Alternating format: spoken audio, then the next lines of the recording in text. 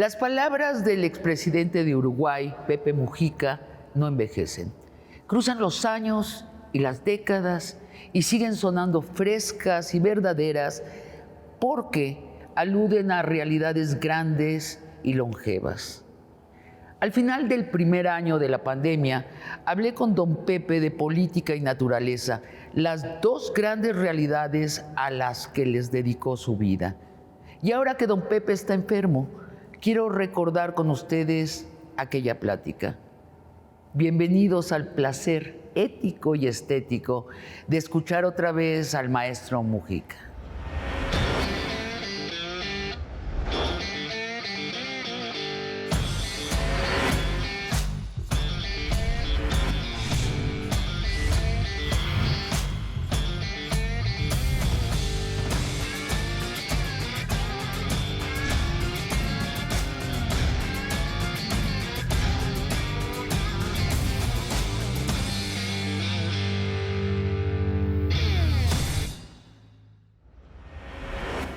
Pepe Mujica era guerrillero tupamaro a los 29 años.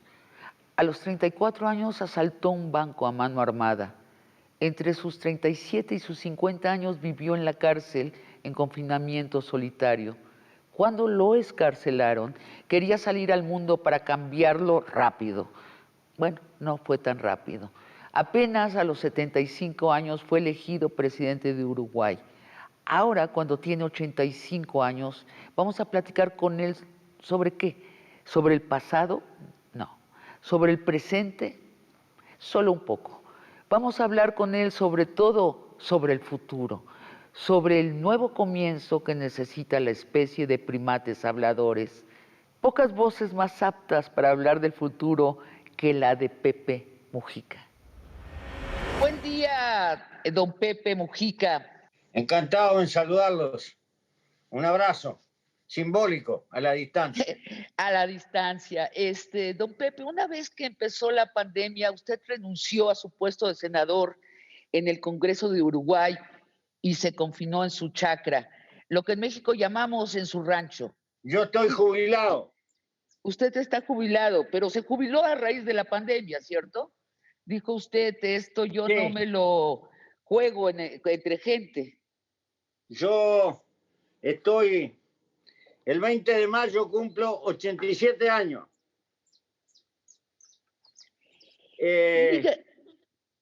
Y esta es una pandemia que ataca fundamentalmente a los viejos. Bueno.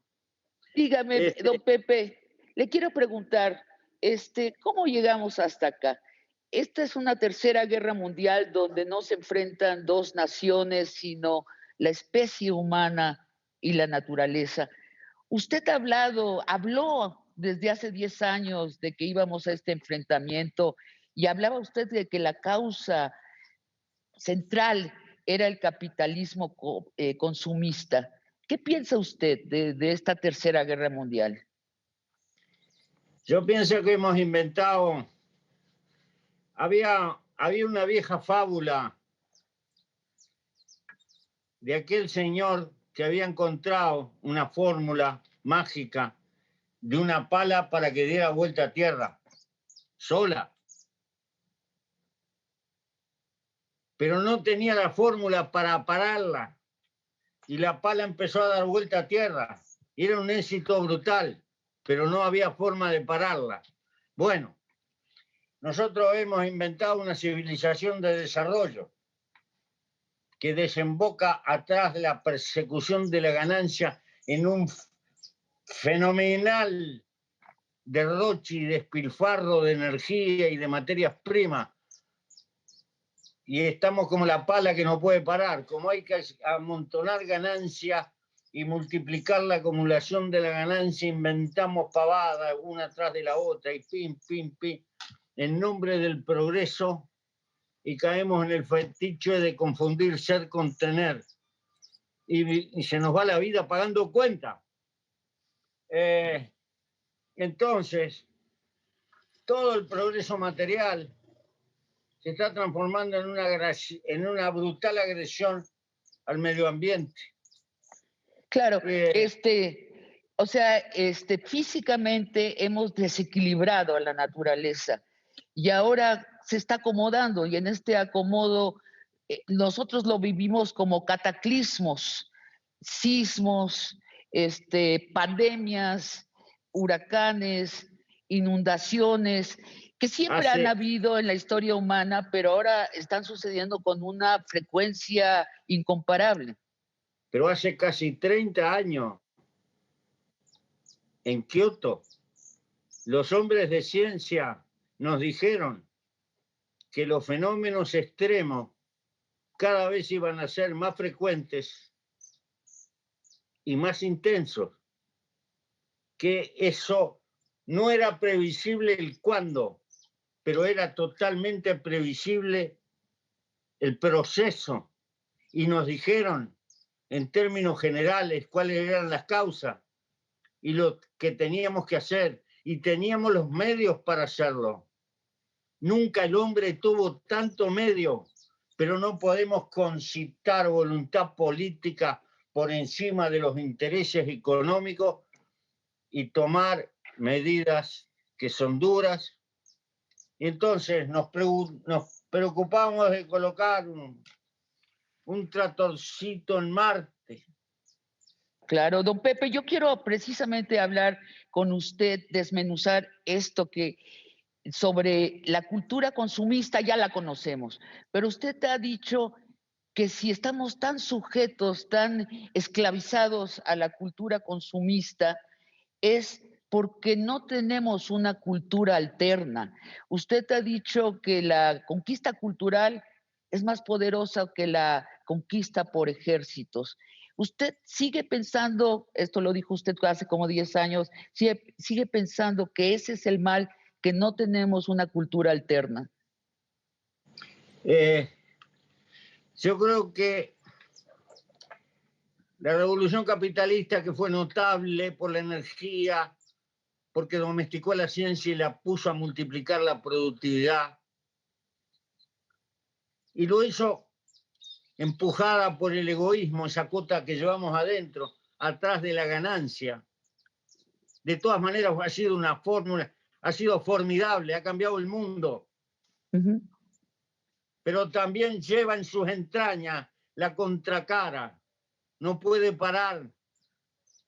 Entonces, y entre las cosas que ha generado esta cultura hiperconsumista porque lo precisa, porque para que la economía funcione tiene que haber demanda, y para que haya demanda tenemos que vivir desesperados por comprar y comprar y comprar, y con un sistema de crédito para comprar. Y se nos va la vida generando los medios para pagar las cuentas que estamos permanentemente. Y eso es una construcción cultural que hizo, como todos los sistemas, así como la Edad Media educaban a la gente que esta vida era un valle de lágrimas, pero había que portarse lo mejor posible para ir al paraíso, porque la felicidad estaba en el otro mundo. En este mundo hoy nos educan que la felicidad está en la vidriera del shopping. Una pareja joven va al shopping, pero no porque la obligan, porque la conducen emocionalmente con todas las técnicas que nos rodean, porque necesitan imperiosamente que seamos voraces compradores. Entonces, como soy viejo y la vida se me va, y no hay cosa más hermosa que la vida, a pesar de todos los pesares, creo que la vida tiene que tener tiempo libre para cultivar las cosas que nos gustan, la libertad. ¿Qué es la libertad? La libertad es gastar tiempo de nuestra vida en las cosas que a mí me motivan sin perjudicar a otro. Y eso no es ningún negocio. Entonces, si me dejo multiplicar las necesidades, se me va el tiempo de mi vida porque no compro con plata, compro con el tiempo de mi vida que gasto para tener esa plata. Pero no puedo ir a un supermercado a comprar años de vida. Es un negocio pésimo. La vida no es para sufrir, es para intentar gozarla. Usted ha hablado de cómo podemos hacer más vivible nuestro Es planeta. Empezó falso, a decirlo hace es 10 años. falso. Es falso. Nosotros no tenemos tierra ni tenemos océano. La tierra nos tiene a nosotros. Cuando compro un pedazo de tierra, lo único que compro es el derecho a usarlo, pero yo me voy y la tierra queda. Es al revés, es el planeta que nos tiene a nosotros, no nosotros al planeta. Tenemos que invertir la carga. Es la gran voltareta tal vez que tenemos que dar, don Pepe, dejar de dominar, creer que dominamos la naturaleza para aceptar que somos parte de ella. Demasiado pigmeos somos para creernos que podemos dominar el tremendo juego de la naturaleza en el universo. Somos parte de ese juego. Dice usted, tenemos que, pero ¿sabe cuando se habla en primera persona plural, empieza el problema de la política? ¿Quién nos pone de acuerdo? ¿Quién le impide, discúlpeme la expresión, a los hijos de puta de los ciclos de producción que no se lleven una ganancia exagerada, que no nos llenen la vida de la cultura del consumismo? Allí entra la política. ¿Usted cree que tenemos los políticos que de veras nos lleven a Mira, este nuevo comienzo que necesitamos? aquí la especie humana va a revelar su verdadera estatura. Si somos capaces de tomar medidas mundiales para conducir la salud del planeta o no. Y eso va a depender no del mercado, va a depender de la voluntad de la política. Yo no sé si el Sapien es capaz, porque eso sería como encontrar la fórmula de parar la pala que da vuelta a tierra. Si no lo hace la política, el mercado solo no lo va a hacer jamás. Podemos odiar a la política y decir lo que quieran, pero introducimos racionalidad en estas cosas y tomamos medidas, o corremos el riesgo del holocausto ecológico. Don Pepe, permítame que vayamos a un corte. Tenemos mucho que platicar sobre política y ecología, sobre este nuevo comienzo que necesitamos y que si no tenemos nos vamos a ir al diablo como especie. Le pido un poco de paciencia, volvemos en un minuto. Y dígame usted, la democracia, vamos a hablar de un tema tabú. Todo el mundo dice esta frase hecha de Churchill: la democracia es un quilombo, es un desmadre, pero es el mejor sistema que hemos inventado. Es la mejor porquería. De veras, yo no creo que es el mejor sistema posible. Lo que en la práctica sucede lo que usted dice, el cortoplacismo, los slóganes fáciles entre fracciones que lo único que quieren es el poder, están poco tiempo en el poder, hay corrupción porque hay avidez de sacar dentro de esta misma cultura del consumismo y de la ganancia. Los políticos contaminados roban al Estado. Entonces, la democracia es lo mejor que se nos puede ocurrir para gobernar ese plural de primera persona.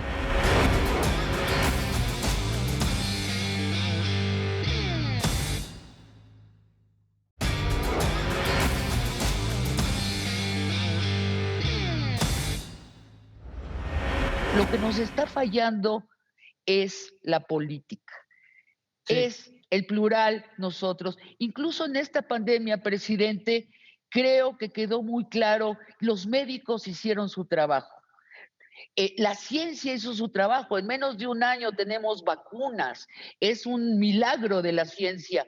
Lo que ha fallado en esta pandemia es la política. ¿Qué diablos se pasa con la política que no nos ponemos de acuerdo para que sea realmente para el bien de todos? Porque la política está sujeta a la cantidad de intereses. A esta altura es increíble que las patentes no hayan permitido diseminar la fabricación de vacunas por todos lados. porque la política es impotente ante el juego de intereses que existen y no podemos tomar medidas de ese tipo. Este es el freno que hay por todos lados. Y es posible que el ser humano no sea capaz de superarlo. Esa es mi duda. Mi duda, si los seres humanos no son capaces de lograr una globalización consciente en algunas cosas que nos van a la vida, y eso es alta política, estamos condenados.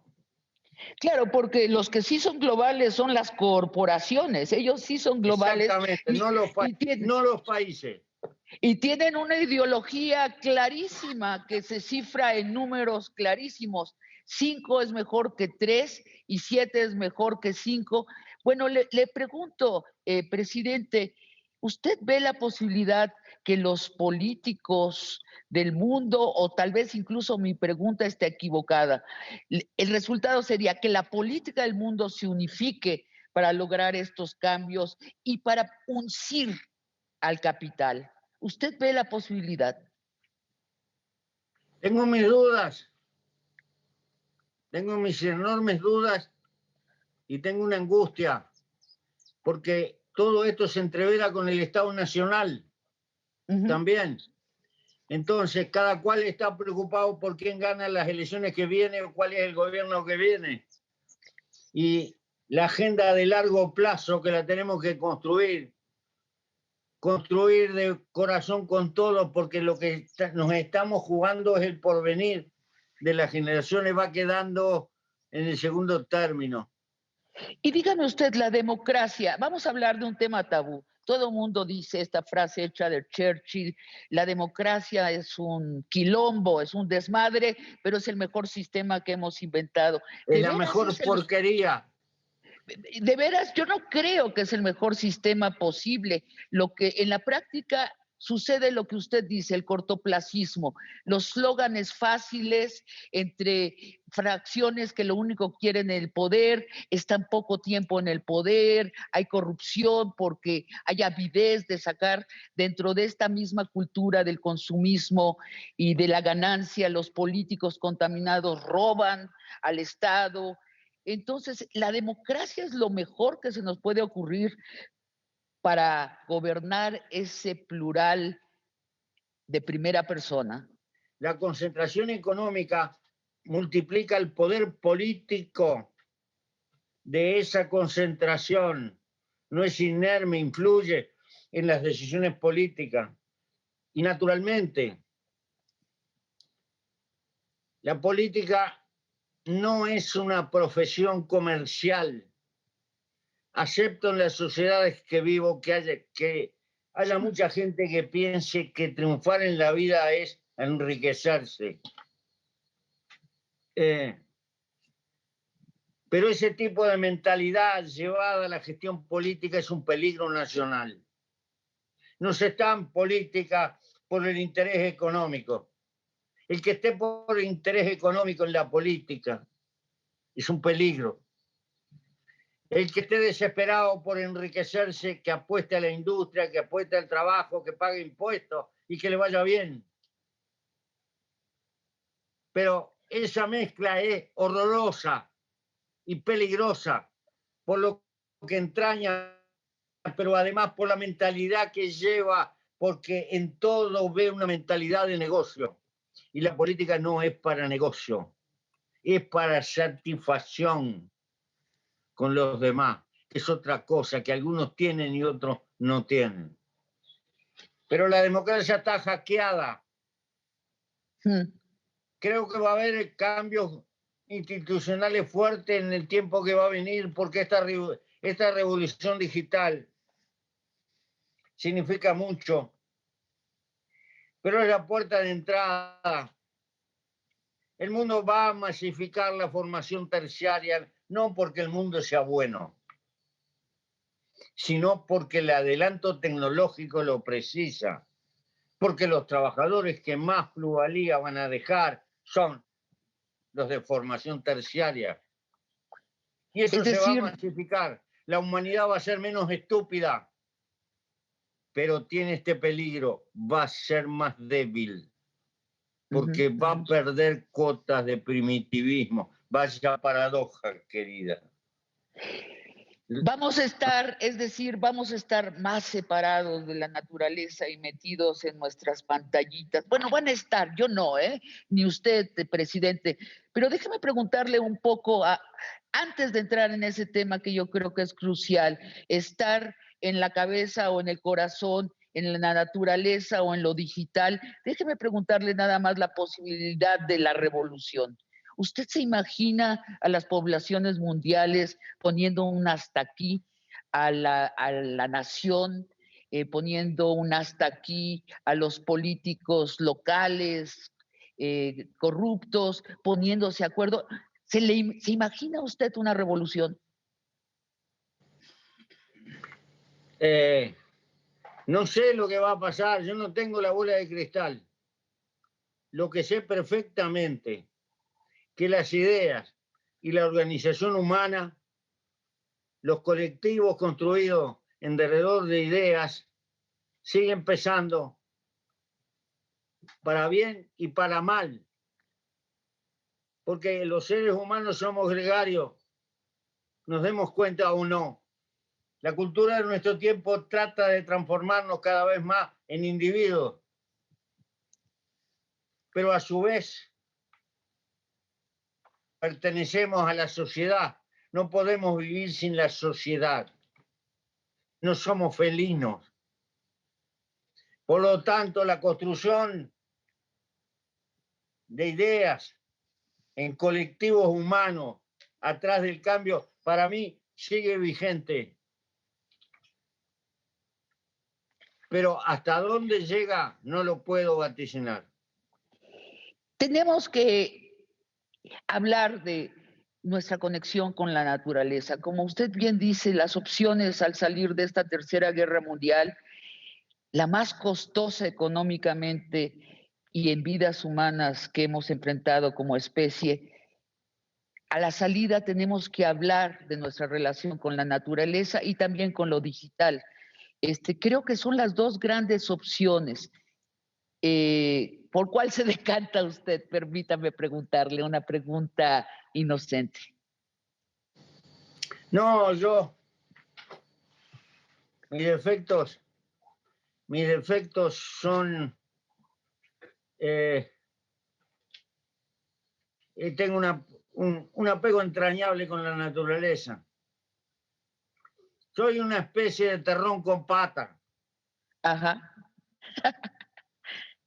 Y eso no es ideológico, es somático. Sí. Pero Sí. no puedo pretender que los otros piensen o sienten igual. Este mundo está cada vez más urbanizado y comete errores colosales. La megalópoli es un disparate humano, Sí. porque el hombre tiene una medida. La megalópoli es el hogar de la soledad dentro de la multitud. Apuesto por las ciudades chicas, de escala familiar, y no las cosas monstruosas, porque eso pierde la personalidad de la gente y se transforma en una selva de cemento. Porque eso no lo construye la cultura humana, eso lo construye el interés inmobiliario. Y nos encarcela ahí y nos amontona a vivir en torres. Hablemos un poco de esta, seamos positivos, seamos... Para pensar en revoluciones, hay que pensar en una arquitectura humana. Hay que pensar las cosas colocando en el centro la vida humana y la vida en general, y no el negocio. Así es. Y yo quisiera detenerme un poco, presidente, en esa transición de una cultura capitalista a una cultura, llamémosla así, natural, una cultura en donde estemos alineados con la naturaleza. Hablemos primero brevemente de qué conceptos tenemos que tirar por la ventana. Ya no nos preocupemos si todos nos siguen en esta transición. Yo estoy segura que millones de personas están anhelando comprender cómo pueden hacer esa transición. Y, por ejemplo, le pregunto, ¿qué conceptos tenemos que tirar por la ventana? Obviamente, el concepto de ganancia, pero ¿qué otros conceptos? Tú no puedes cambiar el mundo, ni puedes cambiar las avenidas del centro de México. Están llenas de autos que van y vienen. Tienes que aprender a cruzar sin que los autos te pisen. Bueno, no puedes cambiar el mundo, pero puedes cambiar tu vida.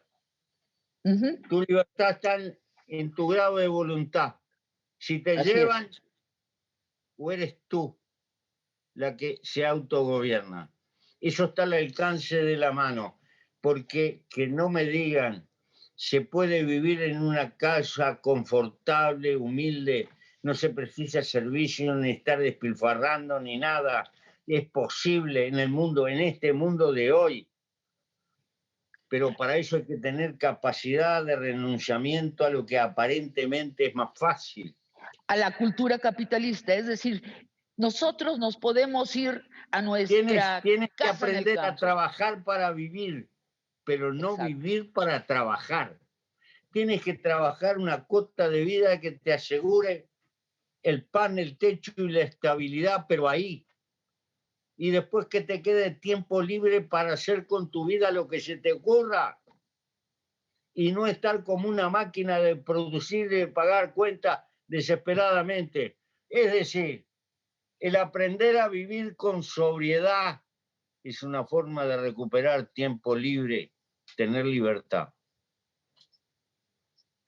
Presidente, No permítame. estoy descubriendo nada nuevo, ¿eh? Esto es más Esta, viejo. Si no basta leer a Platón o basta leer al budismo o basta leer a los viejos estoicos. Así es, pero en este momento deja de ser una plática intelectual o de erudición lo que está usted diciendo. Está diciendo, mucha gente está tomando decisiones para sus próximos 10 años. Mucha gente está pensando irse de las ciudades y usted sabe por qué. Porque va a haber menos para más. El desastre económico, por ejemplo, en nuestro país, le doy las cifras, 9,5 millones de mexicanos eran clase media y ahora son pobres. 7,5 millones de mexicanos eran pobres y ahorita cruzaron la línea a la extrema pobreza. Y creo que muchos estamos pensando cuál es el sentido de quedarnos en una rebatiña. ¿Por qué? ¿Qué es lo que estamos arrebatándonos? No es la solución irnos al campo, eso sí, con nuestras pantallas digitales, ¿por qué no? Pero a descubrir lo que es estar alineado con la naturaleza. Tal vez allí está la felicidad en nuestro pecho, conjuntado con la naturaleza. Le voy a hacer una última pregunta, pero quiero que me la conteste después de un corte. El dinero. ¿Sería un mundo mejor sin dinero? No me la conteste, regresamos en un minuto. ¿Qué opina usted del movimiento feminista, esa nueva fuerza política que recorre el planeta y que en especial está teniendo una vanguardia en América Latina? Yo creo que tiene una causa muy noble y que como toda causa noble también tiene sus deformaciones.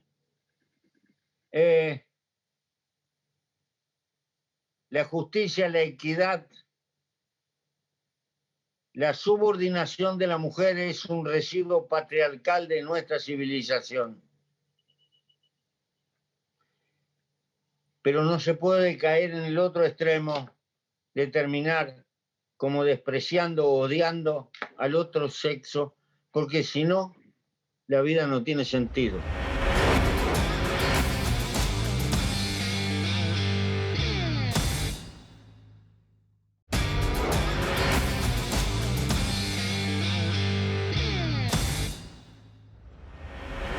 Presidente Mujica, el dinero, ¿sería un mundo mejor sin dinero? Si no tuviéramos dinero, si no existiera ese contador del valor. El dinero ha cumplido una función social para facilitar los intercambios entre la gente, en alguna medida sin una medida. Pero se ha transformado también en una religión, con todo el fanatismo de una religión. Tengo un amigo que tiene cerca de 90 años, tiene mucha plata, está dentro creo que dentro de los 1000 millonarios de América Latina, que hay uno nuevo cada 3 días. Y un día le pregunté, ¿cuándo va a parar usted? Me dijo, yo no puedo parar. Entonces, me doy cuenta que la acumulación de dinero se transforma en una especie de fantástica mitología religiosa en alguna gente. Ajá. Tienen como una necesidad desesperada interior. Se transforma en una pasión de carácter superior y esclaviza toda la voluntad. Lo concebiría, pero mira tú qué peligro enfrenta. No mi tiempo, pero tal vez el tuyo. De seguir así, dentro de 30 o 40 años, va a haber gente que va a poder prolongar la vida porque le van a cambiar esto y lo otro, y le van a reproducir con sus propios tejidos los órganos que precisa, que están gastados. Pero eso va a ser para una exquisita minoría con muchos recursos. Y va a ser una de las injusticias más grandes que se han visto en la historia de la humanidad. Va a ser una cosa, un recurso posible para pocos. ¿Qué cosa? Espero Van a que ver, cuando llegue la ciencia a ese nivel, la voluntad organizada política de los hombres haya podido crear un mundo más generoso que este que nos toca vivir. El y dinero vamos a se ha hablar, transformado en una esclavitud. y hablemos un poco, estamos en los últimos 10 minutos de esta plática, hablemos un poco de los conceptos que necesitamos para tramar esa nueva cultura. Por ejemplo, esa cultura aliada, alineada a la naturaleza. ¿Qué, qué conceptos debemos empezar a rescatar, pero sobre todo a ejercer, a practicar? Se me ocurre de inmediato la cooperación, un concepto olvidado por el capitalismo, es más repudiado por el capitalismo, la cooperación. ¿Qué más? La cooperación y la idea de vida, si tú colocas como parámetro que la vida se te escapa, Sí. y lo más hermoso que dicen nuestras tripas, el organismo, porque las cosas vivas quieren vivir, aunque saben que se mueren, pero quieren prolongar la vida. Eso es una afirmación positiva de la vida.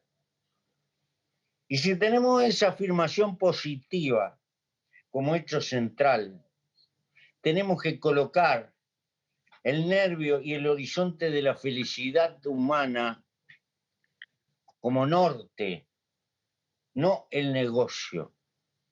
¿Y cuáles son las cosas que pueden hacer después de resuelto lo más natural, comer, abrigo, cuidar la salud? ¿Cuáles son las cosas que pueden hacer feliz a los seres humanos? Y eso tiene un concurso de edades. El amor cuando eres joven es volcánico. Uh-huh. Y el amor cuando eres un anciano es una dulce costumbre. Pero sigues precisando amor. Y hay de aquellos que no lo tengan. Están condenados a la soledad. Y eso no se arregla con plata. Es decir, tenemos que colocar los sentimientos humanos como preocupación de carácter central. Y eso es un cambio cultural. No sé si será posible. No No, sé. los griegos antiguos, don Pepe, hablaban del amor y el amor entre personas, pero también el amor civil, la amistad civil, o como decía Aristóteles, la concordia, y lo decían y lo escribían con rostros muy serios. Hoy día, muy pocos políticos hablan del amor. Usted es uno de ellos. Otro es el presidente Andrés Manuel López Obrador, que Lo que pasa habla es que del amor civil. yo perdí mucho tiempo leyendo a Aristóteles y a Séneca y, y a Boecio, el último romano y el primer cristiano. Es decir, ¿cuál es el sentido de la vida? La felicidad. Bueno, cada cual se tiene que hacer la pregunta y encontrar su respuesta. Pero creo que tenemos que construir en ese sentido.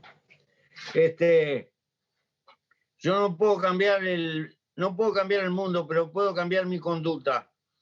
Y puedo decirle a la gente, a mí me pueden hacer todas las campañas de marketing que quieran, pero a mí no me hacen gastar plata inútil en pavada. Ni me preocupo. Se puede vivir perfectamente, perfectamente. Eso se llama liberación. Liberarte de obligaciones a fin de mes que tienes que pagar y que pagar y que pagar y que pagar. Yo le digo, yo cuando soy feliz, yo estoy feliz cuando estoy feliz en mi cuerpo, no encuentro otro tipo de felicidad. Y la felicidad que es más cultural, más simbólica, siempre deriva en una felicidad del cuerpo. Entonces encuentro que la manera más fácil de ser feliz es procurar la felicidad de mi cuerpo, que estén flojos los músculos de mi corazón, que el aire esté lleno de oxígeno, Por lo que usted supuesto. dice, que no haya prisa, que no haya prisa, que los colores a mi alrededor estén incendiados. Bueno, eso es la verdadera felicidad. Todo lo demás es el engaño que nos han puesto en las cabezas para impedirnos ser felices y estar detrás de una zanahoria simbólica, y nunca realmente nuestro cuerpo siendo felices. Si fuéramos felices no habría capitalismo, don Pepe. Sí, mira,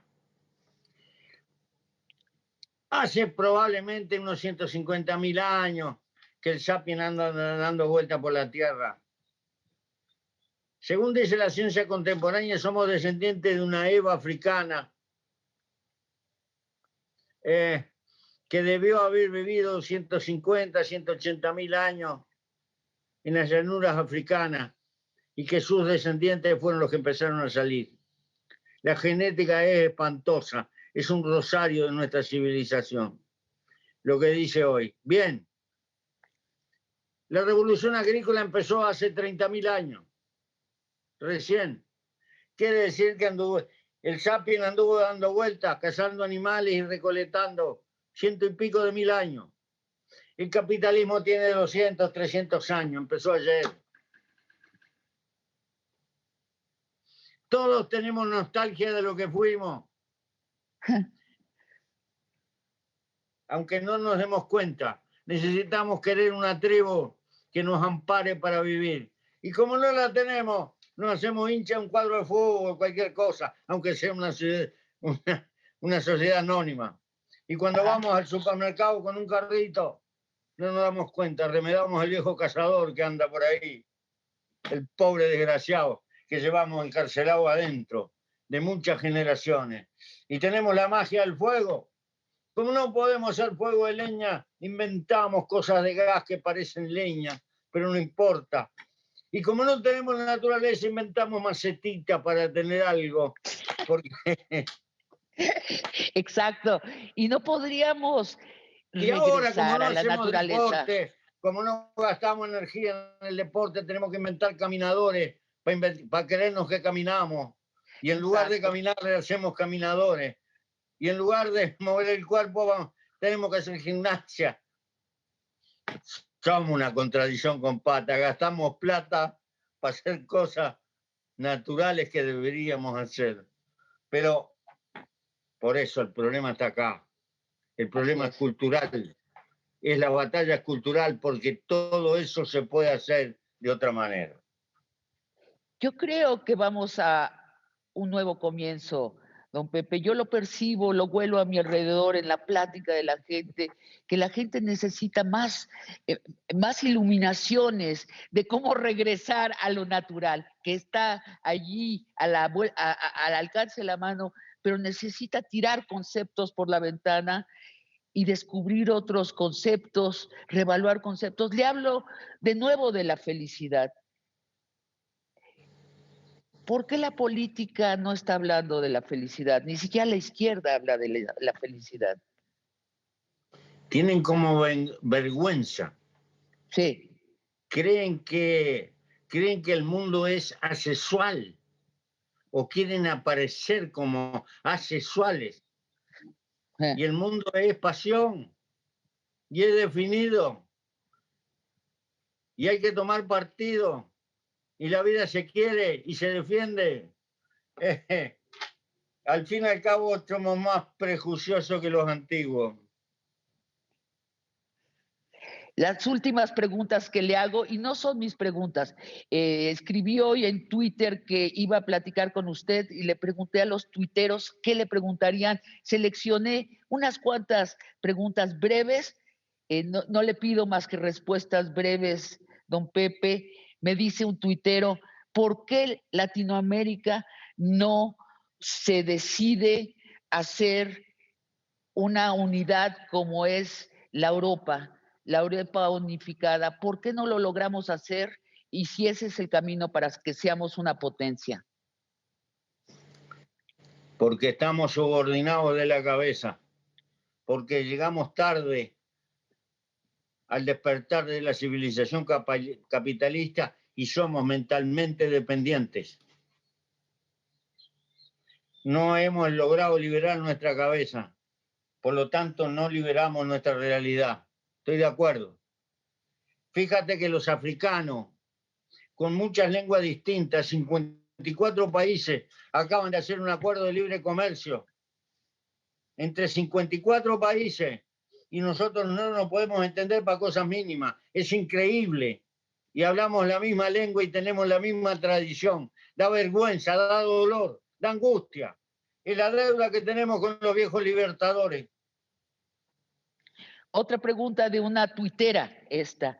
¿Qué opina usted del movimiento feminista, esa nueva fuerza política que recorre el planeta y que en especial está teniendo una vanguardia en América Latina? Yo creo que tiene una causa muy noble y que como toda causa noble también tiene sus deformaciones. La justicia, la equidad, la subordinación de la mujer es un residuo patriarcal de nuestra civilización. Pero no se puede caer en el otro extremo de terminar como despreciando o odiando al otro sexo, porque si no, la vida no tiene sentido. Como toda cosa, tiene una causa hermosa, hermosa, porque la mujer es el escalón más alto que tiene nuestra humanidad, porque es sencillamente engendradora de vida, nada más ni nada menos.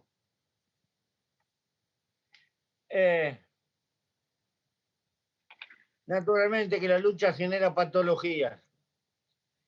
Y una de las patologías es que el feminismo frecuentemente lo utilizan para desentenderse de las cuestiones de clase. Y donde más feminismo hace falta es defender a las mujeres pobres,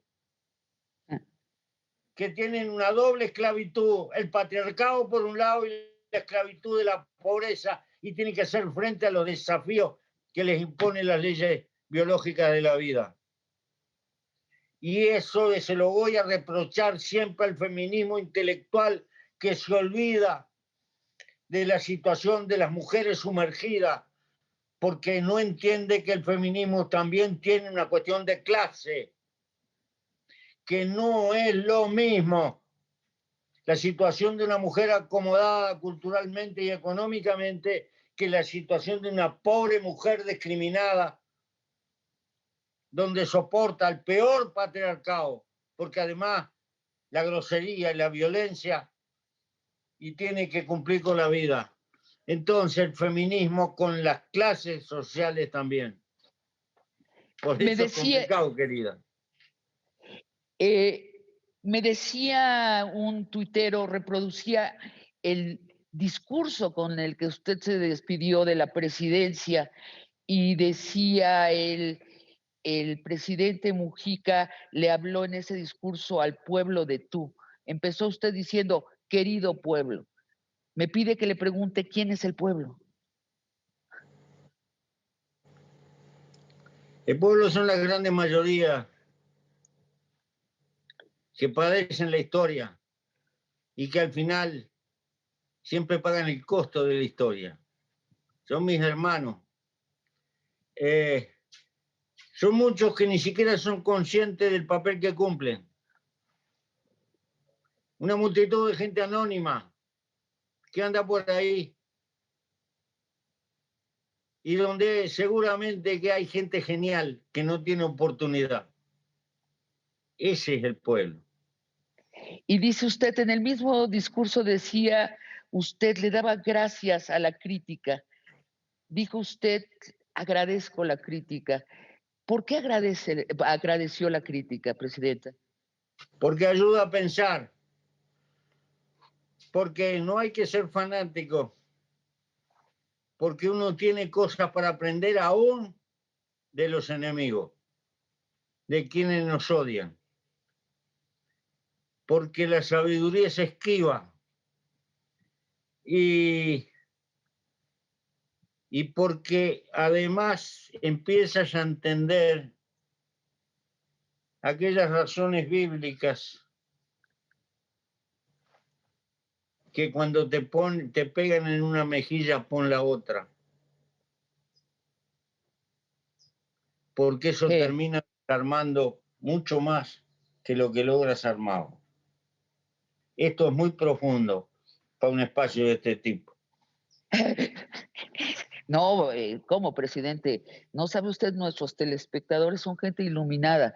¿Se refiere usted que la crítica le enseña a ver esa parte que su ideología le impide ver, ¿no? La crítica, Claro, incluso, sobre todo la opositora. inevitablemente siempre vemos la realidad a través del sistema de ideas con que hemos ido construyendo nuestro pensamiento. Y por Y fin, mi última. naturalmente a veces se nos escapan cuestiones que existen en la propia realidad y contradicciones que nos vemos. Claro, claro. Por fin, mi última pregunta, presidente. Usted ha dicho que admira a la naturaleza como a un dios. ¿Nos cuenta más? ¿Cuál es esa sensación? ¿A qué horas del día lo tiene? ¿Lo tiene al aire libre? ¿Cuándo siente usted a Dios en la naturaleza? La naturaleza, sobre todo la naturaleza viva, es mágica. Hay gente que cuando está en el campo se siente oprimida por la soledad. Y si tú tienes ojos para ver y ves el lenguaje de la naturaleza es un conventillo de animales que van por su peripecia, unos y otros. Los vegetales hablan, te hablan con el color, te dicen cosas. En cómo si los nudos se estiraron, no se estiraron, si hay nitrógeno, no hay nitrógeno. Las hojitas se acomodan para aprovechar mejor los rayos del sol. Todo se está moviendo. La vida es movimiento. Por eso la vida es esperanza. Aunque siempre al final de la vida no espera otra cosa que el desafío de la muerte. Pero la vida es una noria que continúa. Por eso el amor, por eso la reproducción.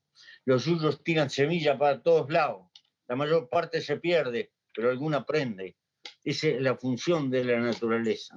Bueno, yo soy un viejo carcomido que anda por ahí tirando ideas. Estoy como los suyos viejos. Como los sauces que tiran 2000 semillas y prenden 3, pero es suficiente. Es suficiente. Ese es el sentido de la vida. Y yo admiro la naturaleza por eso. Ver el lenguaje de los pájaros. Toda la mañana los pájaros son... ¿Qué sería el mundo sin árboles ni pájaros? ¿Qué cosa más fea sería? No Pero hay que sería. tener tiempo para verlo y ojos para verlo. Hay gente que no le da valor a esas cosas. Pobre. Hay pobre gente que no le da valor a esas cosas. Pobre desgraciado. Qué infelices que son. Presidente, ha sido un honor y un placer charlar con usted. Muchas gracias. Bueno, salud y un abrazo, Hasta querida. luego. Esta fue nuestra primera conversación de largo aliento. Los espero la próxima semana para otra, una conversación de nuevo candorosa y útil para comprender nuestro tiempo.